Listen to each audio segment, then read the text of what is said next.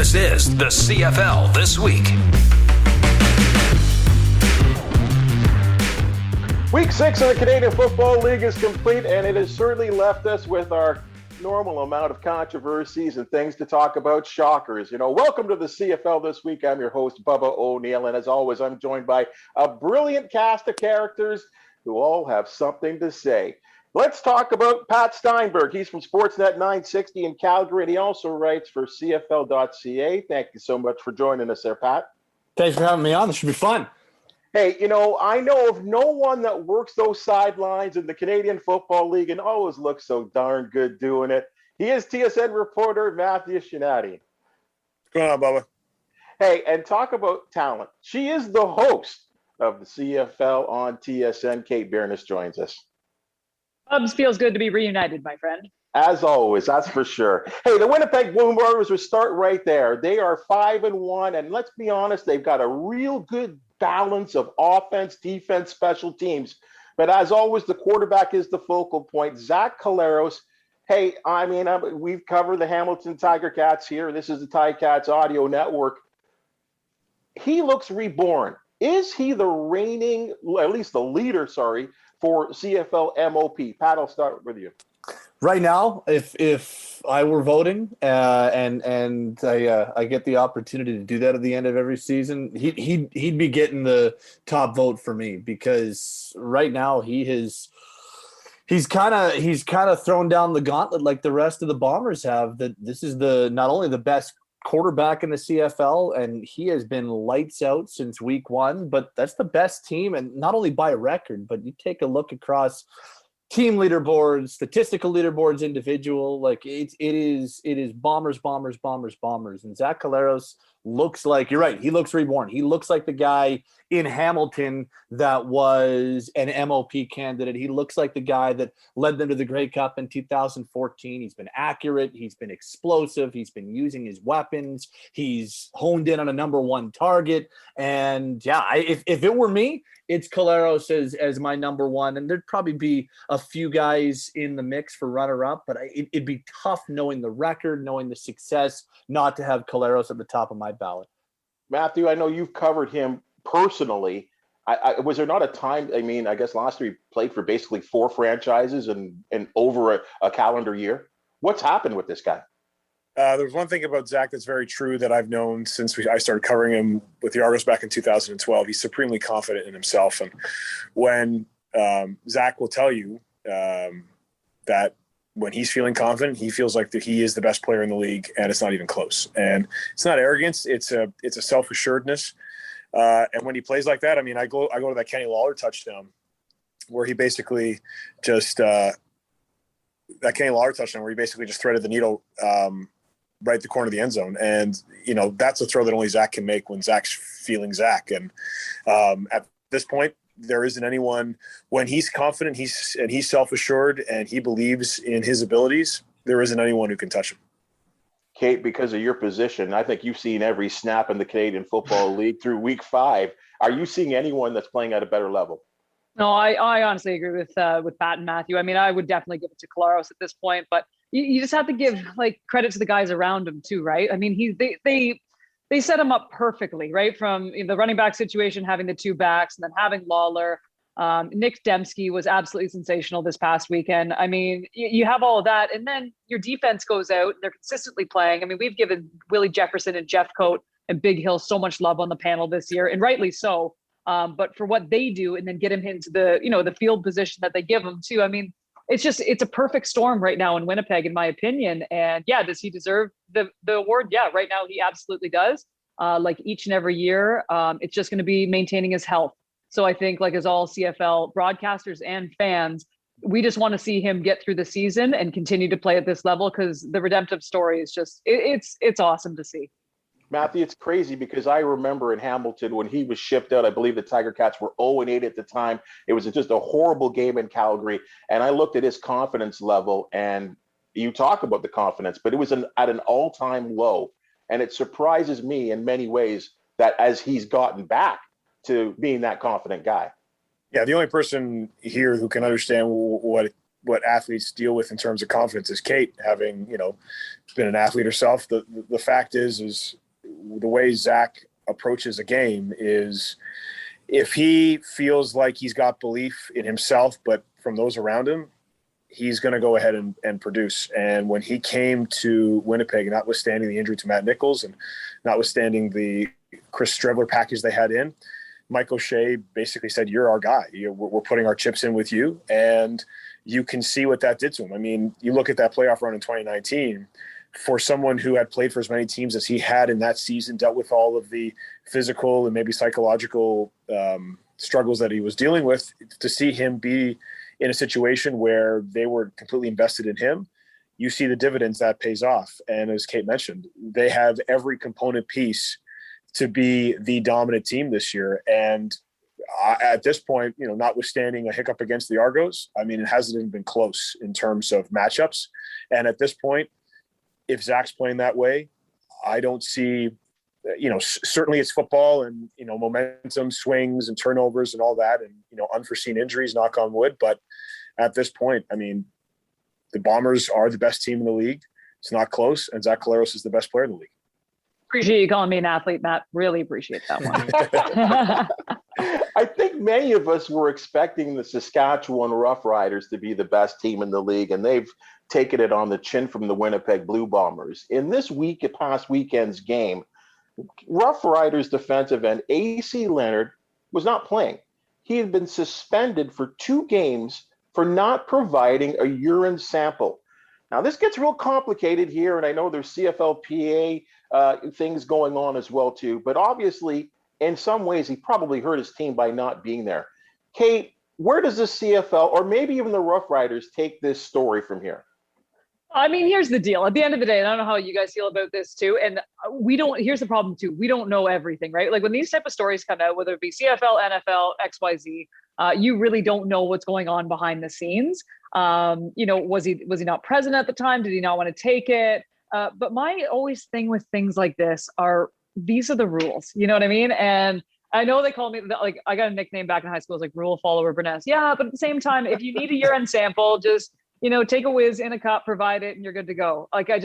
And with everything, and I mean, obviously it got so much worse in that game with the para riders that got kicked out, and obviously, the minor concussion to Cody Fajardo. But yeah, and especially when something like that happens, and then you need him on that field. I mean, the riders needed him so badly on that field on the weekend, and it just didn't happen. But I mean, as I said, I don't personally have enough information to say what went wrong or what went right. But my thing is, that's the rules, provide the sample. Well, Pat, I mean, the head coach Dickinson at a press conference that day when the news got announced, I mean, just a crazy, long-winded kind of press conference saying he tried to do it, he couldn't do it. Yeah. I I've been covering sports a long time. I don't remember ever hearing anything like this. But at the end of the day, I mean, it's a 2-game suspension. But does it have to be longer? Well, it's crazy because when we were talking about this on the air on Friday when it happened, and a lot of people had texted in saying, "Well, I mean, is it going to be is him taking this suspension going to be better off than what the suspension would be if he ended up getting dinged on the test?" And you're like, okay, that's a good point. And Kate's right. Like we don't know the entire situation. Like we don't know if he was just straight up, no, I'm not doing this. And if that's the case, you're banging your head against the wall because you're a pro athlete. This is what goes along with the territory. And when you take into account that even before the 2 guys that got kicked out and Fajardo's injury, they didn't have Gainey, they didn't have Purifoy. So you're like, okay, well, they're already in a tough situation against the best team in the league. Like as Kate said, whiz in the cup, let's go, let's do this. So if it was a situation, and again, we don't know, and I understand why we don't know, but if it was a scenario where this guy's just like, no, I don't want to do it, then I think there needs to be a long talk, because that's what goes along with being a professional athlete. It's what goes with the territory. And if that is what is determined to happen, then yeah, it probably should be longer than 2 games, because that's kind of a middle finger to the entire way we go about things in pro sports nowadays. It's like winning the Tour de France and then being like, you know what, I'm going to hold off on that test. Just give me 2 weeks. Give me 2 weeks, and then I'll test. No problem. Well, Matt, how would you feel if you were one of his teammates? There are rules. I mean, the CFL locker rooms, as they are, have literature that talks about when your number is called and you have to go ahead and provide a sample. You provide a sample, just as it has literature that describes what the uniform protocols are. So these guys are not ignorant to it. I agree with Pat. I mean, there's zero tolerance for me. I've been around the sport. I've been around professional sports long enough that if you're a professional athlete and you don't understand that part of your obligation is to go ahead and make sure it's a clean environment, and you are worried about other, things, again, not knowing the context of it, or why AC Leonard didn't want to provide the sample. I mean, you're hurting your team and you're being frankly selfish. And I see AC on the sidelines. I see multiple players on the sidelines who I know, others I won't name who might debate the efficacy of all these tests. And, it's part of the deal. And if you don't like it, then you can choose not to play. But given the standards we set in order to make sure that everyone is playing on a level playing field, we saw what happened with Andrew Harris 2 years ago. I mean, there was a test. They're going to test, and the best Canadian in the league, the best running back in the league, had to take a seat. That's if one of the best players in the league has to take a seat because of, he broke the rules or was to have been deemed to have broken the rules. That's it. And AC Leonard's no different. The Stampeders get their revenge on the Elks to some respect. 32-16 was the final score in Edmonton. The game ended with, when I'm going to say some controversy, is Bo Levi Mitchell returns. That was a good thing for the Calgary Stampeders. But he throws a 50-yard touchdown with 20 seconds remaining. The game well in hand. We've seen many times in football where teams just take the victory celebration, take a knee, even if they have to take multiple knees. But he throws a 50-yard bomb. Kate, I see you smiling there. I feel like you enjoyed this. Well, no, I didn't. I had the under. Of course I didn't enjoy that. Are you kidding me? Come on now. I just told you that I'm a betting lady. Let's go. No, I'm just kidding. No, but my concern, no. And you know what, too? Pat and Matthew, you guys can chime in on this. The consensus on the panel was that it was for point differential for playoffs, correct? Like they actually would need the point because that was the end of their season series. So where it seemed like a real jerk move, right, by the Stamps, they actually needed that because of the score in the previous game. So am I correct, Pat? I have no idea. You're bang. I believe that touchdown won them the season series. It did. So it actually ends up making sense. But on the telecast, it was a good point. It's like, I don't know if all the Elks players were necessarily in the same mindset. Like, I don't know if you're I'm like, oh, they needed it for point differential. It's okay. Like, in the moment, you were probably pretty riled up. They're like, what are you doing? They're like, take a knee. Let's go. Let's get off the field. And instead, you're finding Kamar Jordan for a touchdown. I can understand in the moment why you'd be a little frustrated. But, yeah, that won them the season series. So it makes sense. Is that the first, Pat? Is that the first divider between, or was difference maker if there is a tie? Yeah. Or is it number 4? It's number 1. It's number 1. So it's season series, and because they split and it's a 14-game series, points 4 points against points differential. So Dave Dickinson and that Stampeders coaching staff was actually pretty on the ball. Well, and Matt, I'm going to say that to you. Were the Elks coaching staff not on the ball by saying, "Hey, we got to play this hard"? I'm not going to go ahead and debate the here or there's about the Elks coaching staff because they've had that organization's had a rough 2 or 3 weeks. What I will say is the standings as they are right now are jammed, especially in the West after Winnipeg setting the pace there, and given the fact that it's going to be jammed in the East too. You're going to need those tiebreakers because right now, I mean, we're early in the season, but because it's a 14-week sprint, you're going to need everything to go your way. But to me, that play showed me everything that I've always known about Bo Levi Mitchell, and he's a straight-up killer. He doesn't care about your feelings. I've known, and Kate knows this, and Bo, we talk about Zach Collaros' level of confidence. Well, Bo Levi Mitchell, when he is, when he's back on the field, the only thing that guy cares about is ripping your heart out. Like he was waving bye to everyone at Commonwealth after that. Was. I was like, dude, you just threw a bomb with like no time left. And you're like, bye, Edmonton fans. I'm like, oh, I love this. Yeah, I love it. He's a straight up Texas boy who just loves the lights and just wants to take your heart out. And you know what? You don't want Bo Levi Mitchell to be any other way. And Pat, that waving or playing to the crowd seemed to continue after the final whistle.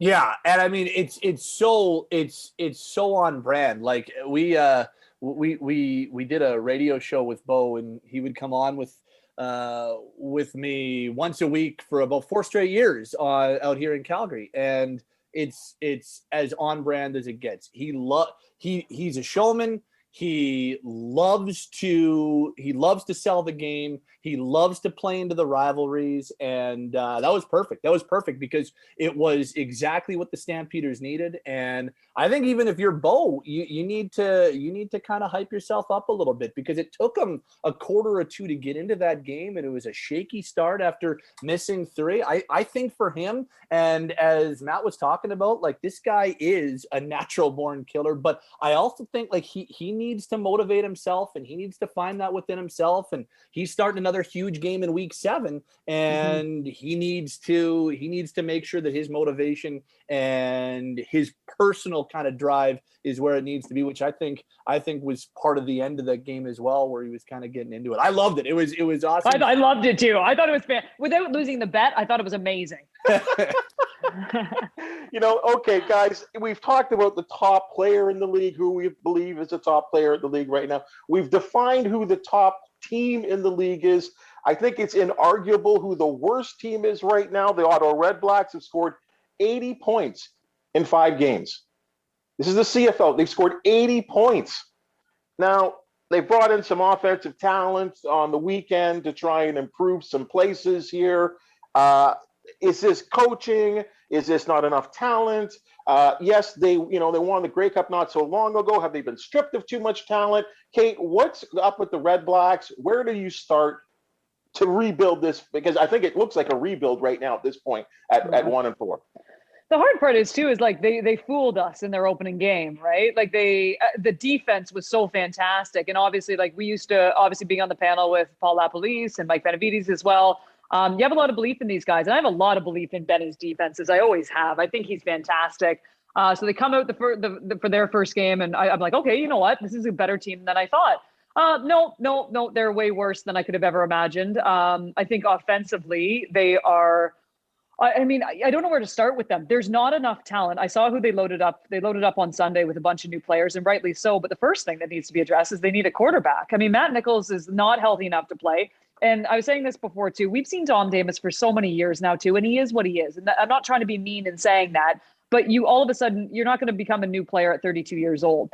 So first of all, they need a quarterback. Yeah, they've loaded up with some receivers, but they literally need every facet on offense, in my opinion. Yeah, it's a rebuild, but at the end of the day, you got to put enough talent on the field for these guys, you know what I mean, for Lapo to run a proper offense. So, and I think the defense, and especially in their second game that we watched too, I mean, their defense is just out there all the time. It's exhausting watching this defense play.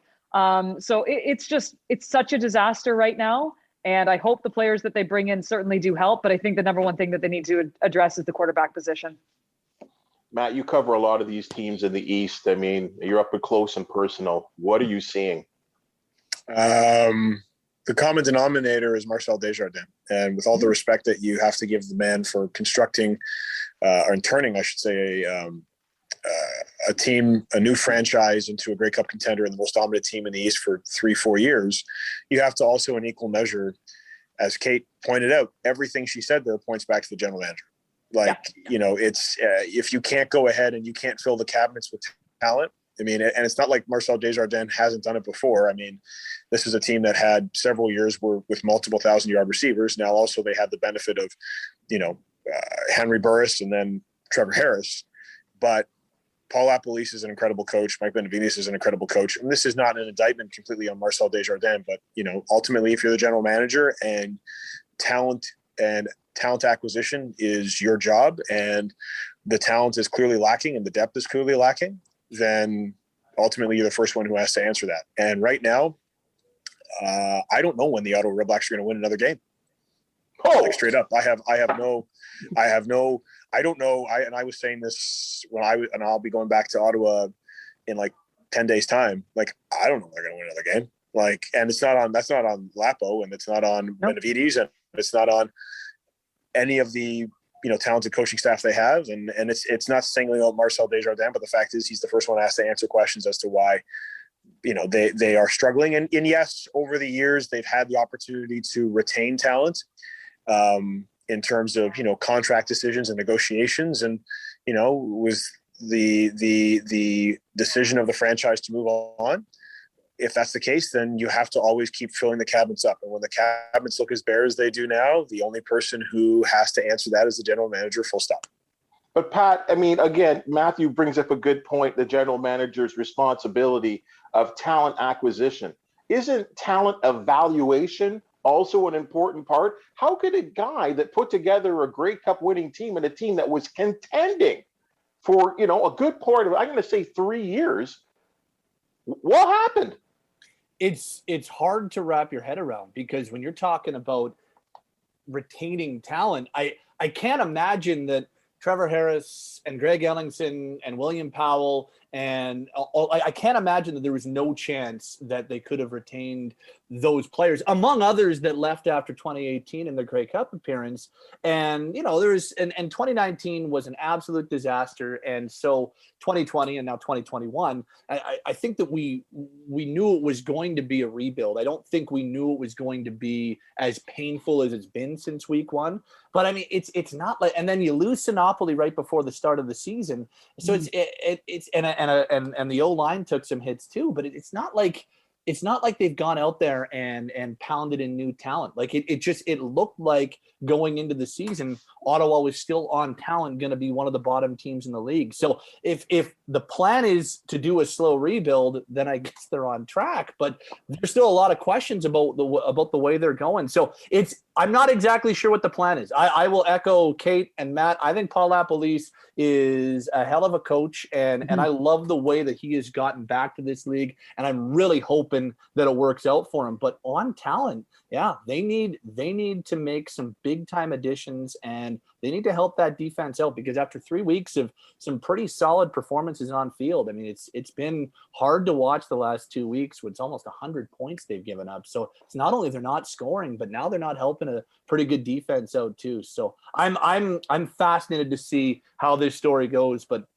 it's hard to, if I'm trying to give Matt an answer as to when they're going to win their next game, I don't know when it's coming either. 2022.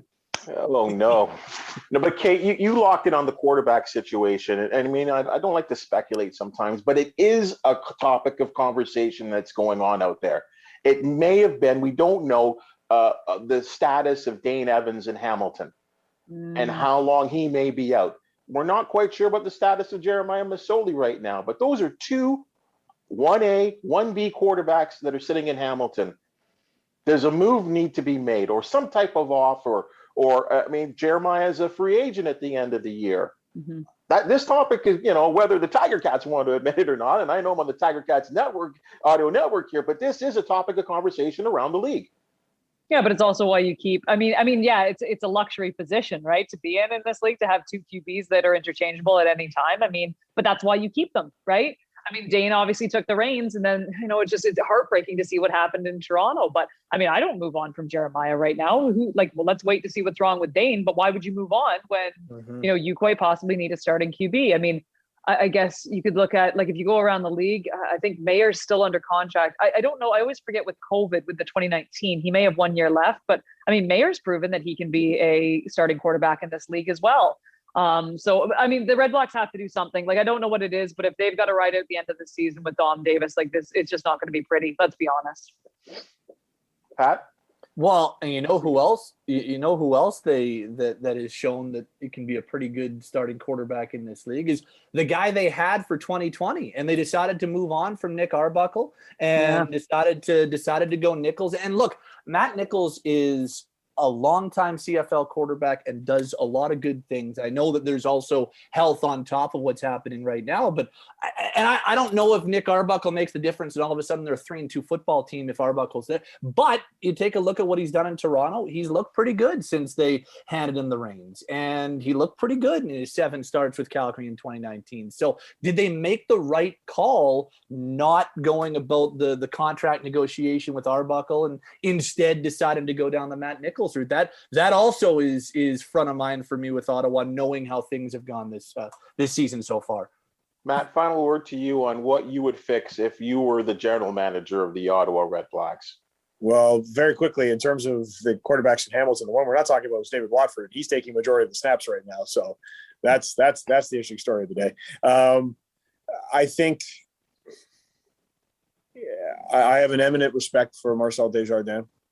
I think, though, of all of the things that are going to happen with this team,